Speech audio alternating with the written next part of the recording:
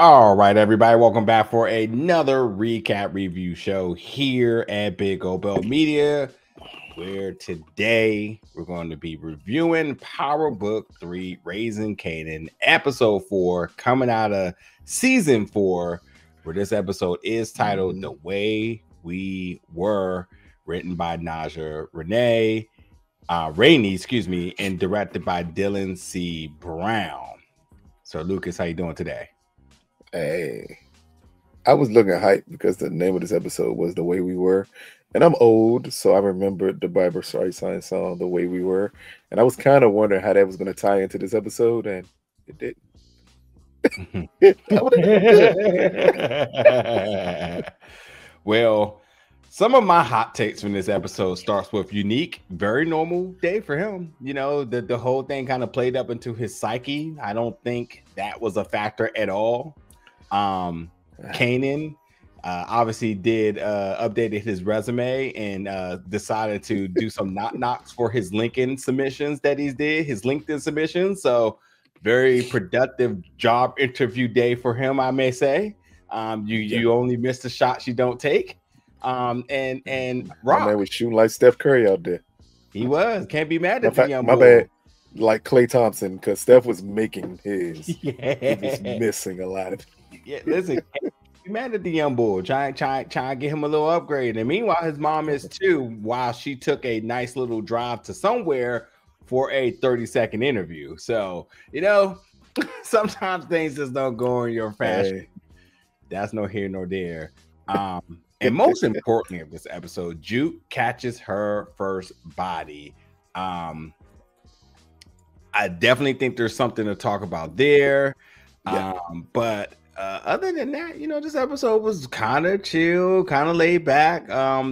We got introduced to a ton of new characters.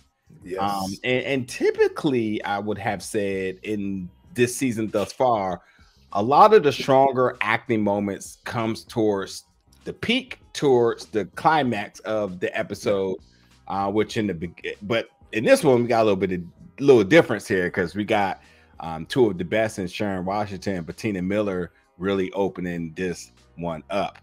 But that's not. We'll get to that in 1 second. Was there any other big things that kind of happened? I mean, absolutely. Yeah, I think so. I would say even the best part of the show, and this is not the best part of this episode, and it's not a full knock against the episode, is the first scene of the episode. That is the best part of this episode. Okay. Because that's just two actors just going that conversation. Second scene, but yes, nonetheless. Yeah. The Rock and the most important scene. Yeah. The most important scene of the episode. Yeah. Because in the beginning we got Marvin doing step. So let's just start off by that. We see somebody smoking on the balcony, and and very aesthetically, I had no clue what show I was watching because it definitely was a shot that I don't think we've seen in Power. But Snowfall reminiscent. Yeah. That's what it reminded me of. Yeah. And I thought it was a dope scene. Just for a moment, I just didn't realize what I was watching. But Marvin quickly hits the scene, and in this rate, is he still doing Stefano's work, or is he doing Rock's work right here? That's I don't think was ever fully. Yeah. I am or is it a little bit of both? You know, yeah. Not really clear, but nonetheless, and you all can let us know in the comments, like off break, who was this job done for? Was it Stefano's work? Because he sent Marvin out to intimidate a few folk, and he is very inclusive because he was letting black people get in it, he was letting his own folks get in it. So it's definitely not by ethnicity. Is there an indication of who this was for? But yeah, just let us know in the comment. But nonetheless, Marvin out here doing some work and back in the elevator eating his candy. But yeah, to the most important scene here, I agree in this episode, and to me, it's the most important because we as the fans, we care so much about Rock. But and I had an amazing time talking to Sharon Washington. who is plays the Thomas's family, Mrs. Joyce, the mother. Yeah. And much like I asked her, I mean, like, listen, grandmas, no matter how you look at it, whether they're present in the family or they're not, they're the anchors. And when you remove that, what happens to the family? Is she the glue that keeps them together? Although, like, that hasn't really been something discussed, but I think it was super clear when she said that, like, a depiction of when it talks about who was doing what when I wasn't present as a mother, everybody has their take on it. So you understand that, like, she understands her kids and how different they are, but yet how they work together. I think there's so much to really break down in this, but it is going to be interesting to see, like, what happens. But why I really love this scene is because now for 4 seasons and 4 episodes, we have yet to see Rock show emotion. And here it is. She has definitely suffered loss in every department. And this was the one that we seen her. The Rock eyes were almost broken. And it was the moment where you could see it's just about to just all flow. And she at some point snapped back into it, but the tears were ready. And I think because the things that were said and forgiveness being a big factor into this, is one of those things where it's like, this was a conversation we know as fans that it needed to happen. They both sort of need it for one another, but the timing of everything is so bad, and what makes of this beyond this is so critical. So yeah, for you, sir, like, just what did you make of this? What were some of the key points out of this conversation you take from it, and where do you think this goes beyond this? It starts with the breakdown of Rock at the beginning. When she says, who sits around a dinner table to tell someone that they're dying? And she immediately goes to, you wanted all the attention on you. That's the little girl in Rock coming out again, being defensive, that she feels her mom wasn't there for her. So when we get the evolution is a good word, evolution of this conversation as it goes on, and then we get little tidbits of how Rock see things versus the way her mom saw things. Like, Rock says, you quit once Dad was gone. And she said, your father committed suicide. He wasn't just gone. He didn't walk out and then she gave up. The man of her life killed himself. And she went into a shell because of it. But we get to see that Rock, because he wasn't there and what happened, she painted her mom as the villain. And that's what this whole conversation is about. And I hate to use this type of analogy, but it fits for me. This is kind of the equivalent of a villain origin story. Yeah. Where Rock is now seeing, wait a minute, I'm the exact same villain that I'm blaming my mother for. Because as they're having this conversation, and the way she talks about regrets with Rock, and I wasn't always the best mom, or that all you all have a different perspective of this story. If I talk to Marvin did everything. You saying you did everything. Lou feels he was all left alone. Like, all of y'all are remembering it in your own way, but you remember it from a perspective that your dad's not there, but none of you put the blame on him for killing himself. You put the blame on a parent that's left. It's literally the same thing that Kanan does to Rock. You're not putting the blame on a parent that's not there. You're putting the blame on a parent that's there. No matter how much they messed up as a parent, as she openly admits, I messed up. I wasn't there. By the time I wanted to correct it, you all had already turned your back on me. It's literally what she's going through with Kanan. As she's trying to correct everything, it's too late to him. And that was the look that Rock gave her. And that's when the emotions was about to hit Rock. Because that brought her back to, oh my God, I'm just like my mother. Same thing. And I'm raising a kid who's just like me. Yeah.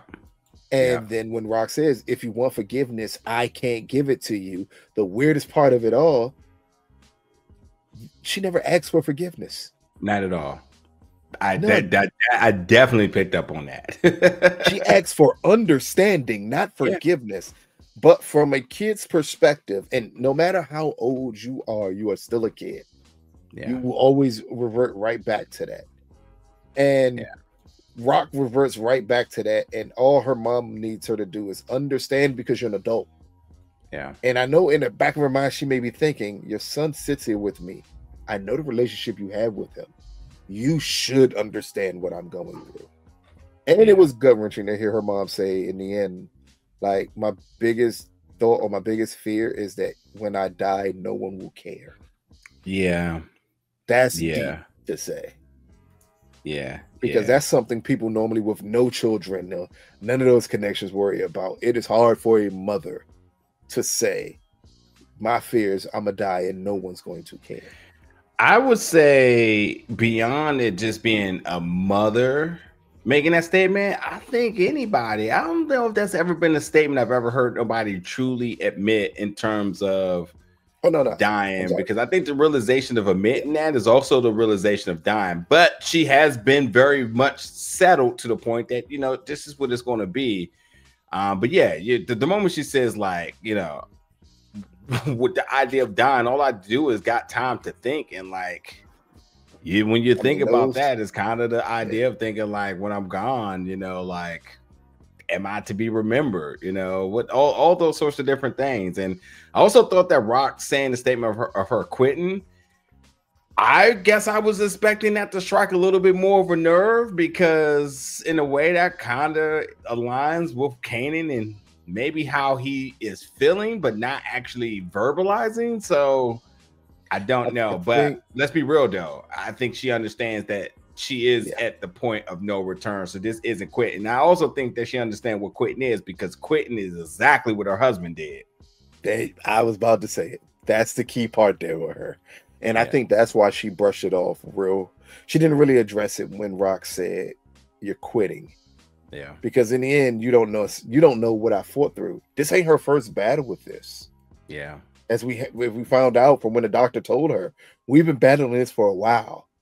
And for something like that eats at you. And then you have to come to the realization that no matter what you do, it's not going to get better.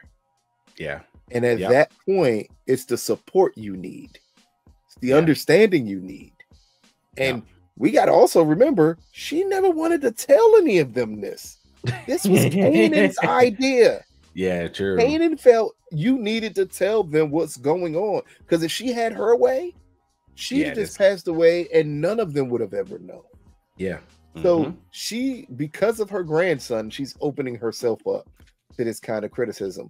But we also have to have grace for Rock to understand, no matter their relationship, she just heard the woman that birthed her will be dead soon. Yeah.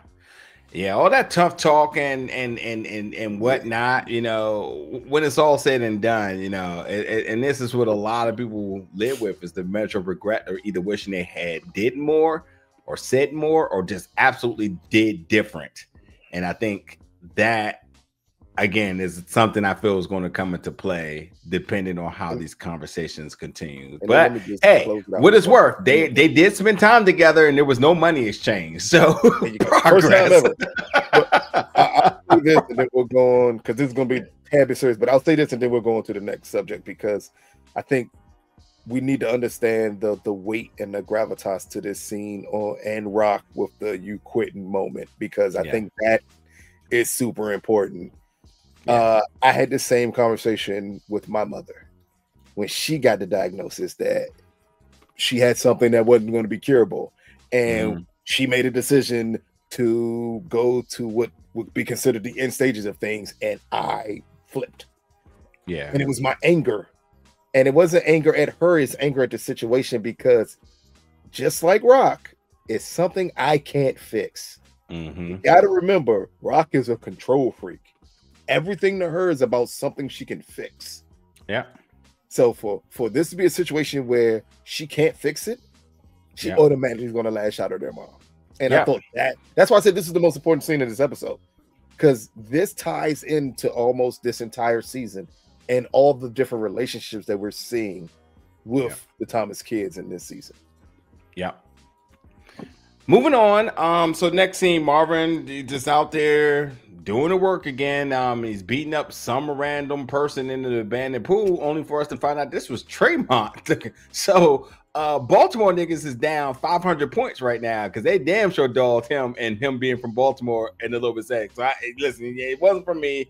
Rock said it herself, but he needed Marlo, he needed Stringer, he needed all of them. He needed what's my other guy, Omar? He needed all of them to help him because Mama was beating the hell out of him.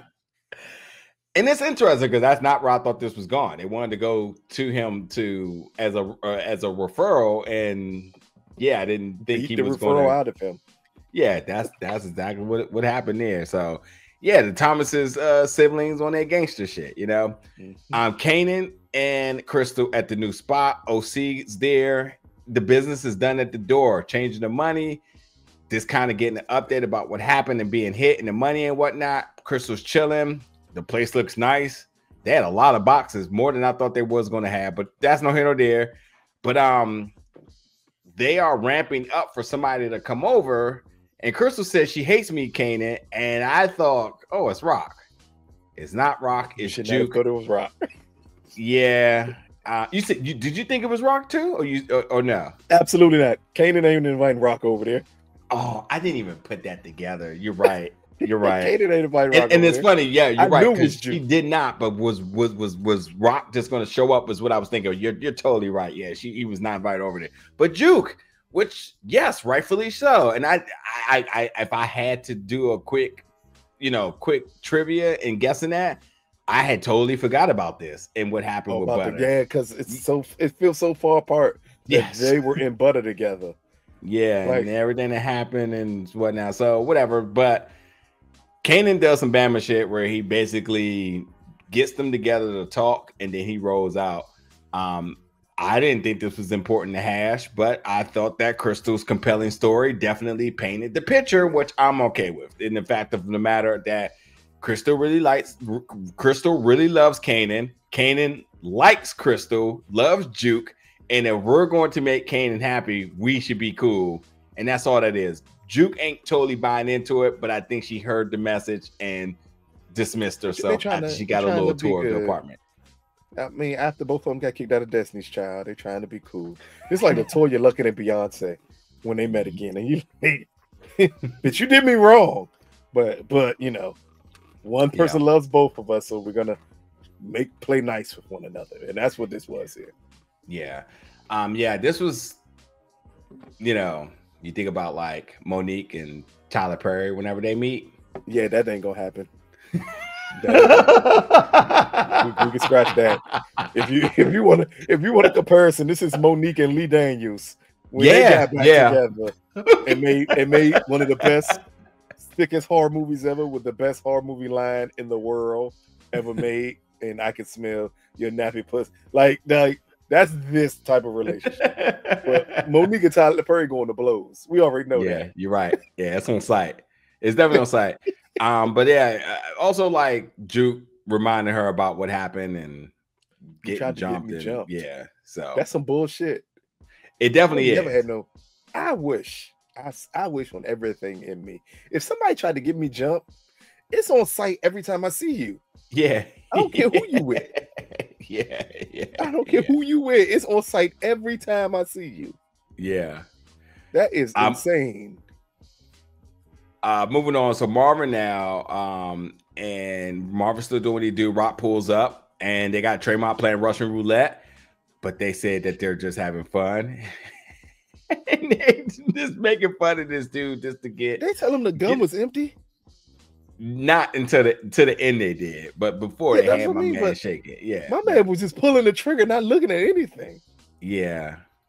They did. And they did their measure of interrogation in order to get what they want. They just needed the name, and he said, Baltimore's finest here. And they made fun of dude, but whatever. I already talked about the Juke and Crystal thing. I'm sure that scene could have just all went together, but how things are in editing television, scene after scene, one scene back, whatnot, the 1-2-1-2.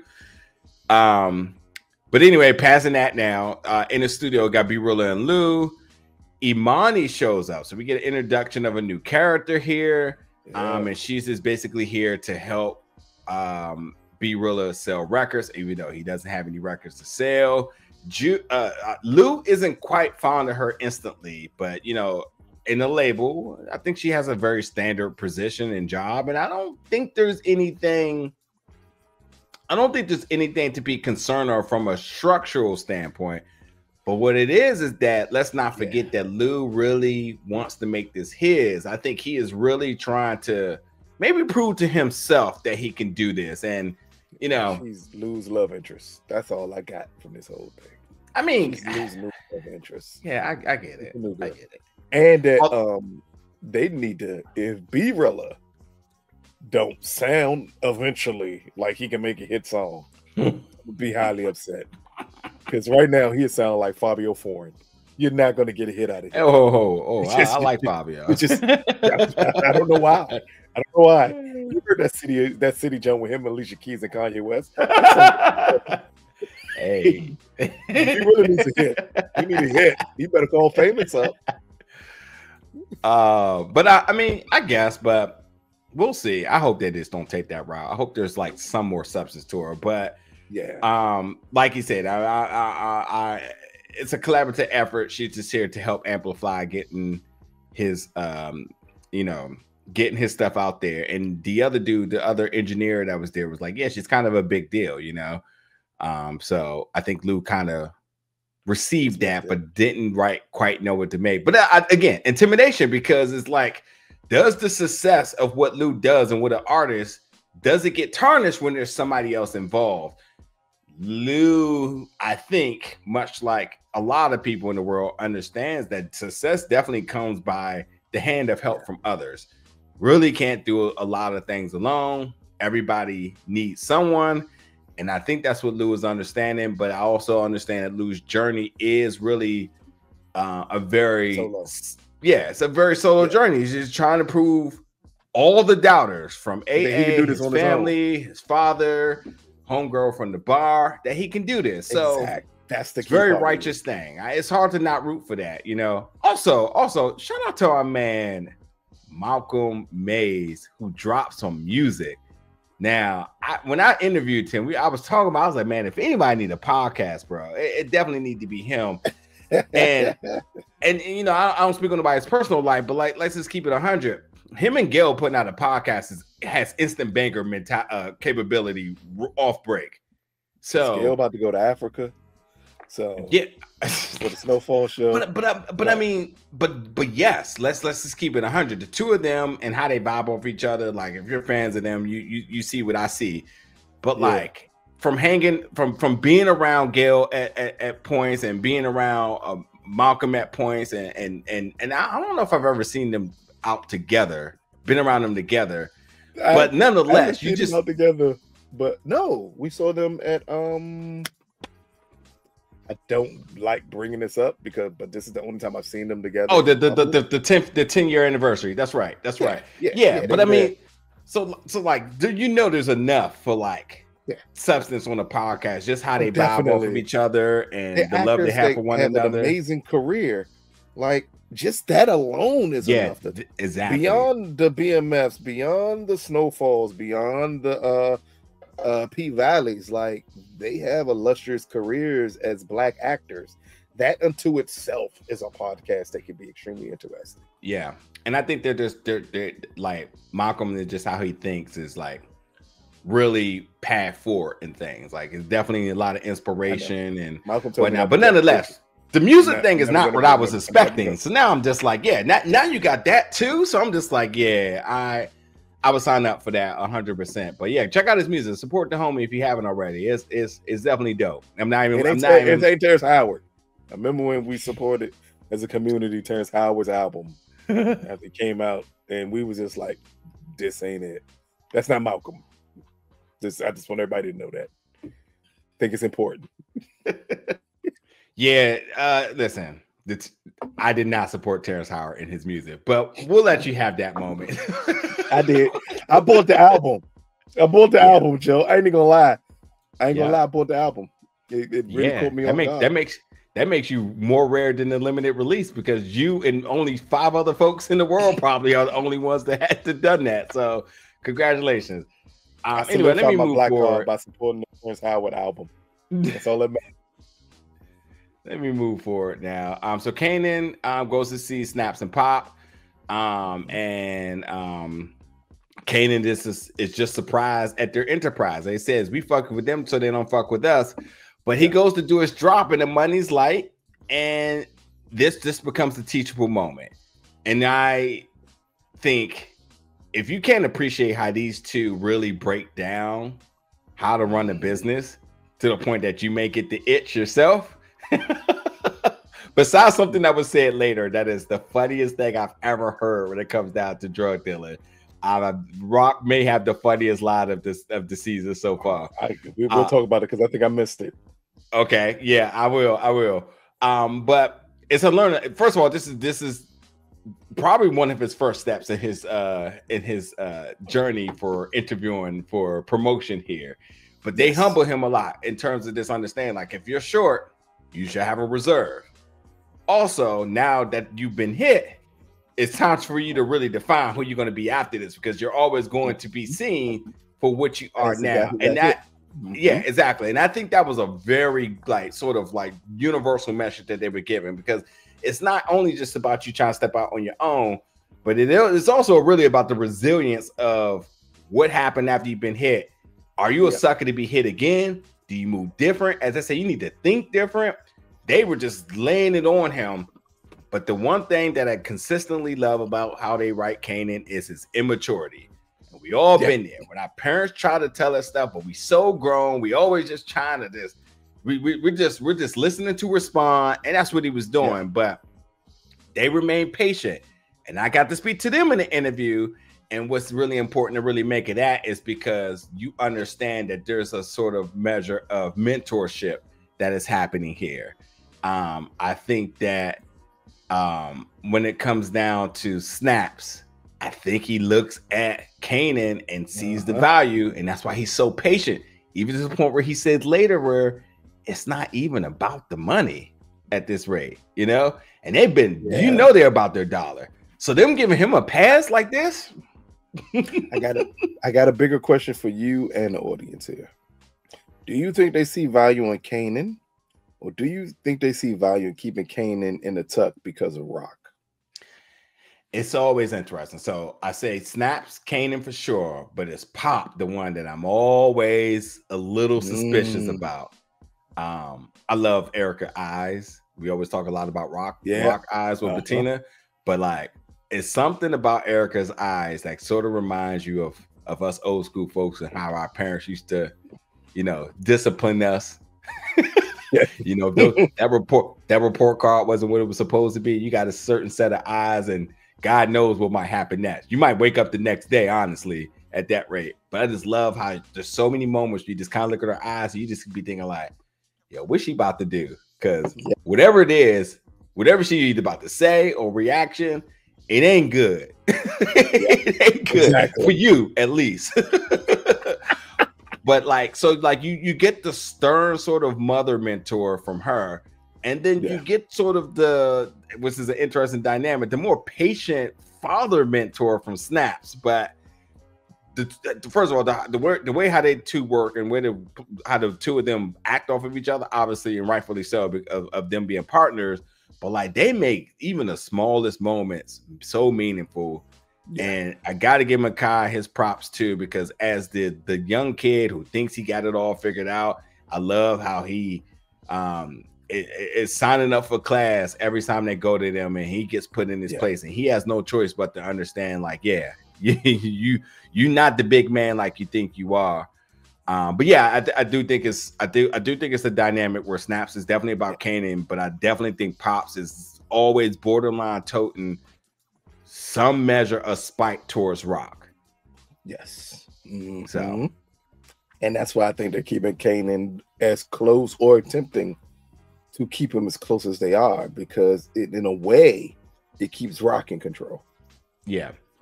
But they say, listen, we'll if you want to go see Kwon, we'll put together a face-to-face, but better come correct. As soon as I said that, I was like, all right, Kanan, now you overstepping here. But also we'll talk about it in a minute, but Kwon was not typically the hothead Kwon he's been as of late. So it was definitely interesting to see Quan kind of opening to that meet. But that's no hitter. We get there in a minute. We go back to the queer club. Juke is there with the homies, and she's still trying to settle in, a little uncomfortable, but whatever. Homegirl Jackie goes smack at her. I mean, that's what it is, right? I'm sorry. That was just hilarious. You didn't even call it. I don't even know the name of this club. Truth is, nor do we know any club. We got the queer club. We got the jazz club. We got whatever, the speakeasy. Yeah, whatever it is. I don't know none of the names of the club. Unless it's truth, I don't know it. Unless it's truth, we don't know. we don't know a club. We don't even know what Mary J. Bar was and what's the job? It goes in Power Book. Exactly. We don't even know what the yeah, exactly. Exactly. Yeah, exactly. But Jackie went smack, but Juke wasn't really buying into it. Seems like Juke is just trying to not so focus on the love interest. Maybe she's just kind of just trying to chill and enjoy the vibes. Maybe learn her community. Unique. Say that. I said love her. Learn her community. Yeah, because we got to remind this is her first time in this type of environment. She's learned her community. She's not in for anything else but that reason, which makes it so dope and innocent for Juke. Yeah, exactly. Unique is lurking in New Jersey, and he goes to see Damon, who thought he was killed, and he just makes this whole thing about how he wants to take everything back from Rock, and while there probably shouldn't have been any trust, Unique convinced this guy enough to let him in and to sign him up to go after one of Juke's spots.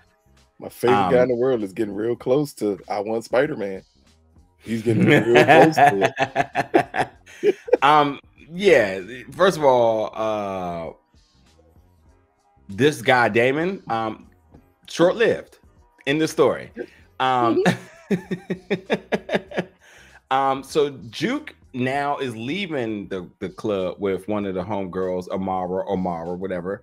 And her abusive husband comes in, snatches her up, knocks Juke down, stuns her. And we all know you had to just never been paying attention to any episode to not know what was coming from this. This is a no-brainer what reaction was coming from this. Especially that Marvin been on Demon Time now from every scene. So what's just one more scene of him being on Demon Time? So so after that, Marvin and Rock, they go to see Isak. And this was about wanting to be the supplier. She wants to go right to the man, which is interesting because this is basically her asking for his spot. But he said, listen, I want to be the supplier and I make sure you're done well, but I want to go right to the direct person you get it from and be that. That less complicates things for her. But, he says, come back at the same time tomorrow alone. We'll make it happen. So Lowell and Amani, this is nothing but Lowell, saying we all just need to work together. Tell me if I'm missing something here. Okay, cool. Marvin, Stefano, and Early now. So this is Marvin vouching for Early and what he can do from the sports. Is this like the sports betting scene, but can run a sports environment, can operate the books? Taking over the guy that Marvin killed. Yes, exactly. Exactly. And only thing to make of this is Stefano says, Marvin, you're vouching for him, so if something goes wrong, I'm coming for you. Marvin doesn't seem concerned. Early seems very much on board, but we're going to see what happens. I think with Unique being involved, I think there's something to be concerned with there. But I think if he wasn't, listen, this could go either way. This could either be of what everybody thinks it's going to be, or it could be Early just staying true to the dollar and going against Unique, who brings him no money but trouble. But we'll see. We'll see. So next we get Kanan for his second job interview of the day.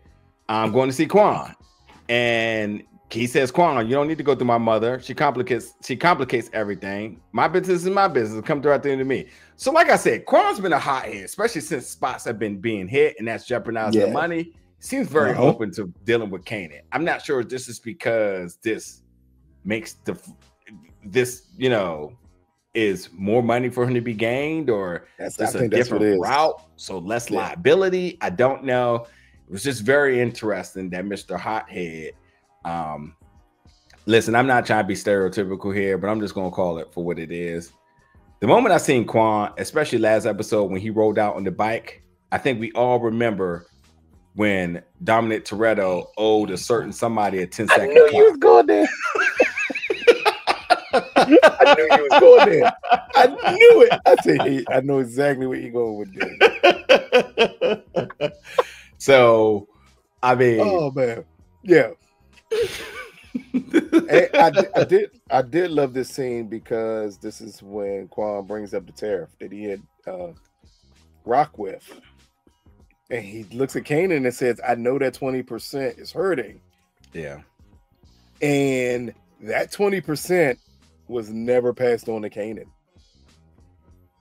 Yeah, Rock absorbed that, so he knew nothing about it, and he tried to play it off like it was just regular business when he never experienced that. Yeah. So at this point, he should have understood. Your mother got hit with a 20% hit on all work, and she didn't do what she was supposed to do, was pass that on to you. Yeah. Instead, she ate that 20% to make sure that you can still make your money. Yeah. Sign again that you may want to say what you want to say about your mother, but she kind of got your back here. Because no one else would have done that. Not at all. Stefano also brings up another point later, but we'll talk about it in a minute. Yep. So we get to the carry out food distribution center, which is also where the product is being ran through. Unique and his homeboy Damon outside, and you know, Unique said we're gonna make Rock, we're gonna hurt Rock in every way possible. So we need to hit this spot. And they go in there like Max Payne, because my man is definitely going in there with 2 pistols and just letting out. Unfortunately, Damon's very short career or tenure with Unique and time on power has come to an end only 3 or 4 scenes later. So he's killed when they hit up the CYAP warehouse and whatnot. Yeah.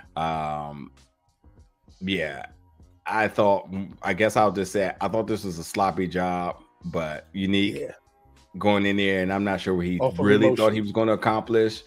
But yeah, he goes in there and they run after him. I'm surprised Unique didn't even get hit at all, but that's okay. Yeah. They took bodies down. Damon got killed and damage was done. High alert for everybody. So I guess he accomplished what he wanted to accomplish. I don't, you know, just the fact that he was in that joint like Max. No, so listen, I made the joke about him and saying that he went in there with 2 pistols like Max Payne. It's not really a joke, because I think they actually could have did that, considering he did have some type of like, he just had a head injury and they just talk about how his mental state was going to be. It would have been kind of crazy to see him kind of like lock in, because he's just tripping. Bullet time, you know, bullet. Yes. I mean, just give us something to play towards the injury, whether it is like Max Payne, he's laser focused, or because of the injury, he's not focused and he's not seeing everything clear. And it is looked like a bad situation. But I guess we're just not going to address that. We getting anymore. From the injury, we getting a perspective on his feelings about Rock, because all of it is illogical. Besides him having a traumatic brain injury, he literally said Rock took everything. No, she didn't. Nigga, you wasn't there. Technically, Ronnie took everything. Yeah. One conversation away will clear that all up, but we'll see. Maybe Unique and Rock will watch the recap and understand that they just need to talk. But you know what's interesting? It's not going to happen, because Rock focus right now and all her conversation is going towards her mother. I don't think she has the bandwidth to be wanting to have conversation with anybody else. Everything else is his business, and you just need to just be out the way, you know? Yep. Anyway, so Lou and Imani, they're at the Speakeasy joint. They're just bonding, and Imani says she's going to check out artists. But she says, I hope you see me as an ally. I don't even know if there's anything deeper to make here. Am I tripping? Just sex and relationship. All she come across is a love interest for Luke. Okay. So Marvin and Rock, they show up to the warehouse where everything got hit. She said, Terry, I'm glad you called first so the cops don't get involved. Here is the funniest statement made to me, because I never thought about this, and I love me just a good either pun or just a good little whatever. What was it? Because she said when Terry is tripping, he's like, man, this is dangerous, man. I was not expecting any of this to happen. Like, you know, like, what is this all about? She says this is occupational hazard. Yes. Okay. I do remember that part. And she's 1,000% right. Hey, yo, whoever's involved will put that line in there, whether it's the writer directly or somebody else saying that's a good thing, or Bertina improvising. Who knows? Hilarious, because like, yeah, they probably like, well, wait a minute. If she improvised that, you know, like, because you that's the line. You know, I've heard this in so many different ways in terms of like, you know, this is just this is the name of the game. This is just what it is, you know. But occupational hazard is a very interesting way in putting the way of like, you know, this is what you signed up for, man. You can get hurt on the job, you know. You might get workers' comp, or you might get a casket, but you know, you just gotta deal with it. You signed up for this. But anyway, they labeled this as a salty ex-employee because they saw it was Damon. But it's interesting though, because when Terry mentioned that there was somebody else, they didn't really think too hard on that. I think they were just kind of like, whatever. That is 100% got to be a conversation next week in next episode in terms of saying who the hell was that other person. They need to start put some brain power on that. But I understand that they had other focuses right now in getting that connect and make sure operations stay afloat. But yeah, but anyway, right before they leave, they give some money. The dude David takes the money because they say like, yeah, this is nearly enough for your trouble. David's like, yeah, it is, and takes the money. And Marvin tells them to toughen up. So yeah, Kanan on his next job interview, he goes to see Stefano. But listen, this is plain and simple. Stefano is loyal to Rock and not to Kanan. She said that she borrowed $500,000 just for you to be standing with me today. Man, if that wasn't a bar, besides him also saying, I have 2 kids that I don't even nearly love as much. I wouldn't even borrow a C note from them. So listen, that should have told Kanan everything he needed to know. Yeah, I had to Google real quick because I was like, I'm pretty sure a C note's like $100, right? So I was like, I said C note in 1992, just to be clear, if the value of something had changed it. I said, my man make millions of dollars. And he says, nah. And he still said, I can't even get $100 for them. What celebrity be? Is it Tyler Perry? I think it is Tyler Perry who don't give his kids money. It's a lot of them that don't get their kids money. Why you stick with Tyler Perry? Why you hating on Tyler? I think it was Tyler that talked about it. Is it duplicity? I understand if it's duplicity, but that movie's horrible. But Warren Buffett ain't giving his kids no money. Hey, yo. All Bill Gates' money goes to AIDS. That's true. Like a lot of very rich people don't get their money to kids. But here with Stefano, it wasn't I don't give my kids money. It's basically him telling them their life is not worth $500,000 like your mother said your life was worth, because she borrowed that from me for you, and I'm not doing that for any of my kids. Yep. So Juke, she's in the house. Marvin comes home, sees that someone hurt her, and we already know. Marvin was like, what's one more person to beat up today? Like, come on now. You knew what he's about to do the moment he grabbed her face and said, oh, yeah, you knew that. Somebody in the ass with today. Yeah. So Rock goes to see Ashik alone now. She's all done up now. She got the hair snatched in the ponytail. She's doing that that nice long 10-inch extension. There you go. You know, she getting ready for her interview too. Full ponytail, Joe. You know, about to hear her Willow Smith. Yeah. I whip my hair back and What's that nice hair that they like? What's that nice top tier? Is that the Brazilian? It's definitely Brazilian something, but she went up to the Dominican spot and got. She got a couple of bundles in there. She got a couple of bundles. Yeah, 100%. Only the best for Rock too. She said, what my man Dave Chappelle say? Bring me some Cambodian breast milk. Bring me some hair from a real Cambodian. Cut it off the head, so I got put it on my ponytail. But again, this was just a power look for Rock. Yeah, we got to give respect up to a black show that is giving these power looks to these women. Like that was a dope from her well, we'll talk about it. The other conversations she had with the police. I mean, not much to talk about that. I'm just talking about what she had on. Just the dress of Rock in this episode. The mink. Ridiculous. She wasn't playing around. She knew what it was. No problem at all, Karen. Yeah, but yeah, he says like, listen, get in the car, or this is essentially done. And she looked a little worried, but business is business. Unique goes to see Teresa Braselli, who's Sal's wife, and he's still on his campaign to understand that he's seeking vengeance out for Rock. But he says like, for the folks who did this to your husband, I'm gonna make them pay. She gives him a paper, says, listen, tell him Teresa sent you. We're gonna see what that's about. And he says, that's my word. I'm gonna make them pay. The only thing I'm gonna say about this is that when he said that, I don't even think he believed himself. I think it's all a lies. At the end, he just wants to get the Rock. We just have to have the understanding of why he wants to get the Rock so bad. Yeah. So now Rock goes to see the Connect, Hafiz, I believe it is. And this is just about her stating that she wants to be the Connect. She wants to be the supplier. And he says this is an interesting opportunity. I'd be in touch. Anyway, that lasted all of 30 seconds. So why should we talk more about it? Why give more energy than they did? Yeah, nope. We'll see what happens with that. But she laid down her card. They wasn't completely against it, but it's definitely different. And I think they're going to consider and see what happens. So this is one of those. Thank you. Your resume has been received. We'll be in touch with you. Give us about 7 to 10 business days, and we'll let see you know. We'll let you know.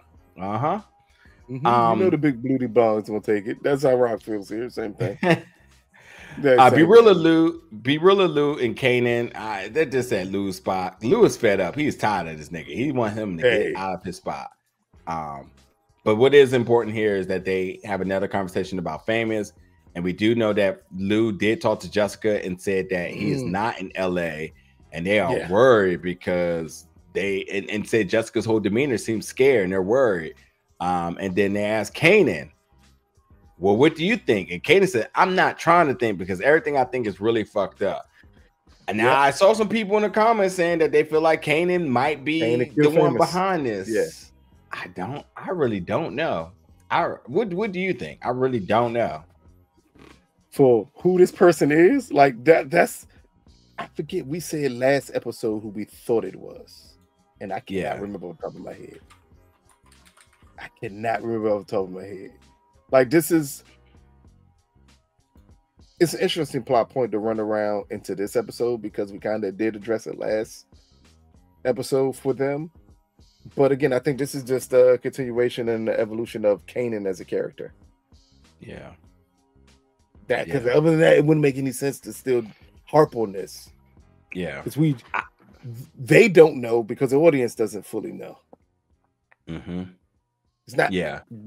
How you get certain things where we always say, man, you could kind of guess it, or you can have fun with it because this is not one of those things just because it's so in the middle. Yeah. I'll say this, that, well, it's interesting because the way how television works at times, like you don't see a character for a certain amount of episodes. That's because they just wrote the character off in a way. There you go. Or the actor behind the character time is done on the show and they're just, stalling out a way to properly exit it. Honestly, I don't see Kane. I don't see Famous popping back up. And if we do, dead.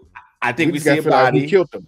Yeah. And that's the thing. What makes the most sense? I think Kanan killing him don't make as much sense as Unique being the one to have gotten to him, and and that just puts everybody on high alert, brother. And maybe not, but I think they're definitely going to draw out in terms of he's dead, but who did it, and beyond who did it, who everybody think did it, and also what the cops is going to think who did it, and behind that, what they're going to be able to use. So the cops making an appearance this episode was not by coincidence. I think they are definitely going to be hot on the Thomas's family to see what they know and why they keep popping up around dead bodies. Well, they said it in this episode. So yeah. So at Rock's house, which we haven't really seen in a while, the detectives roll up. They're asking about the lawyer Andre, and said, Rock gives them nothing. They try to give her card. She's not taking that. And they said thanks for your time, but after they leave, Rock definitely yells out "fuck." Yeah, she lost a very important character here, but we'll see how that plays out. I actually don't know if there's anything really to talk about here there besides the cops is just curious about who he may have seen after he's seen you for lunch. We're not technically accusing you here, but we're curious about what you may know and how you can cooperate. So Marvin and Juke, they go to roll up because it's time for Marvin to get his hands dirty one more time. Now, at this rate, they go see Aaron, who happens to be Mara's husband. And it is what it is. First of all, Juke told him to not bring the gun because he didn't want it to get too wild. Oh, my God. He says he brings it because of, protection. She said she wanted it because she didn't want things to get too wild. And he was like, this is just in case things get wild. Yeah. Like, I need to have that on me. Yeah. For his love of his daughter, he listened to her. But, that almost proved to be fatal for him. Because Marvin knocks on the door, we get a quick shot of his fist because we already knew what he was about to do. Just like my man Arthur. He don't play around. And when Arthur has to pull up on folks, when you see that fist meme, it's a wrap. I swear to God, somebody's going to tweet that. I know it. They're going to be like, somebody's going to put reactions to this episode, and they're going to show Arthur with the fist, and it's going to say Marvin when somebody hurt you. You heard it here first. But anyway, so Marvin, he gives Dude the work, but Dude is actually fighting back, and this may be the first person to fight back ever. Fully fighting back, feels like, but Dude is possibly a vet. He had a flag there of somebody who passed away, or see something, and he definitely had a he didn't have a Bowie knife, but he had some type of blade there. But anyway, he sliced and stabs Marvin, and Marvin is looking like. So the way this was shot, I had not even a thought that Marvin was going to die. But they definitely wanted to get us on edge, like, oh my god, what's going to happen for Juke to catch her first body, and they roll out. Juke don't even think twice. I'm sure it's going to be a conversation to make for next week in terms of what they make it at. But Juke saves her father, doesn't even think twice. And kill shot on Dude, and they roll out. So first body, and she's fearless with it.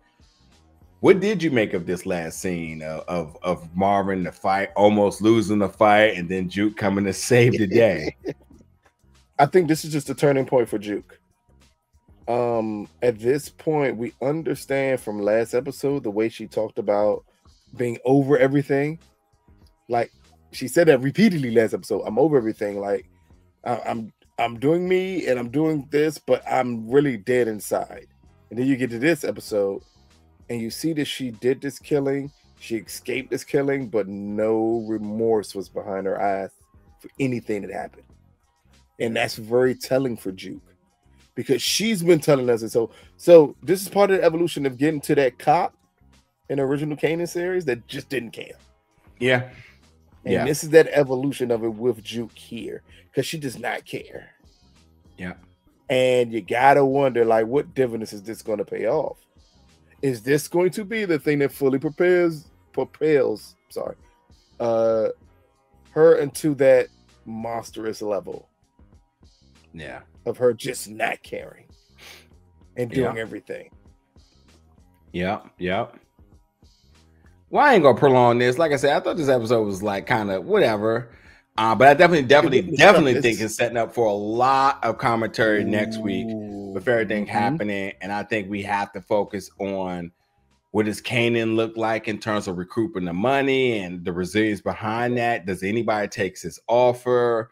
The next chapter of Mama Joyce, and where do they go from that? And Unique, where is he going to go next? Where is he going to go? What is he going to do? What's the next of that? And the next chapter of Famous, what is going to be the next thing to happen to him? And I think who killed Famous? Yeah, because he's who killed Famous, and how did they discover it? That's going to be the thing.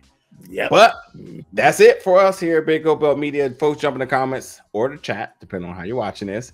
Let us know your thoughts, your thoughts about tonight's episode, things we missed, things you want us also to further elaborate with you on, and just your predictions for next week, all that good stuff. We appreciate you all hanging with us, and we'll see you all back next week. Thanks for watching, folks.